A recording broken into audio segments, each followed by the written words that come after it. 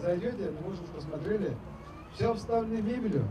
Из районного центра в большой современный город. Все это стало возможно для Мамадыша благодаря национальному проекту «Доступное и комфортное жилье гражданам России».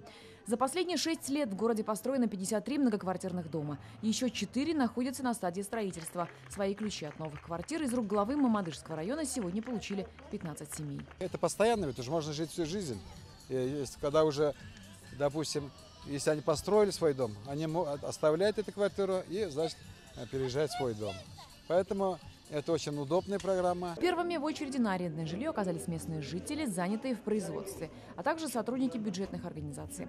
Среди них Сергей Терешев. Он работал на сыродельном маслодельном комбинате. До этого няня и супруга проживали на съемной квартире. Узнав об арендном жилье, сразу решились на участие в программе.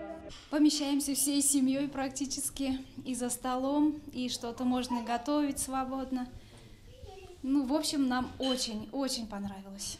Та же детская площадка прямо под окнами. Да. Самым приятным сюрпризом для новосел стало то, что квартиры полностью оснащены качественной мебелью и бытовой техникой. Площадь каждого из 4 домов 307 квадратных метров. Под окнами зеленый газон и удобные тротуары для прогулок.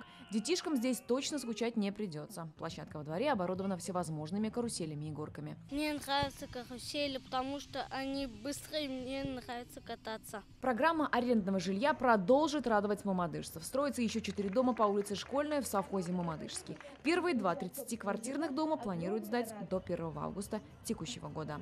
Альбина Слугараева, Сергей Хайдаров, Айгуль Ахмедшинов, Аиль Шейхудинов, Лилия Латфулина, ТНВ, Мамадышский район.